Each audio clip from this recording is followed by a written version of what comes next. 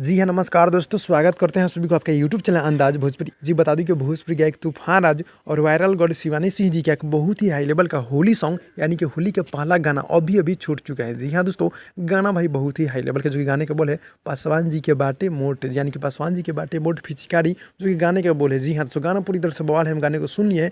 गाना भाई बहुत ही हाई लेवल का, जो कि हमारे भोजपुरी का एक तूफान राज और वायरल गॉड शिवानी सिंह जी का गाना है, जो कि गाना पूरी तरह से बवाल है। और गीत को लिखे सोनू संगम जी और म्यूजिक है बड़े भैया जेपी तिवारी जी का। जी हाँ दोस्तों, और तूफान राजा ऑफिशियल यूट्यूब चैनल के माध्यम से गाने को अभी रिलीज कर देगा। जी हाँ दोस्तों, यहाँ का ऑडियो सॉन्ग है बहुत ही हाई लेवल का। जी तो आप लोग इस गाने को प्यार दीजिए, सपोर्ट कीजिए, गाना पूरी तरह से हाई लेवल का है। जी हाँ दोस्तों, और बहुत ही खतरनाक, बहुत ही हाई लेवल का है।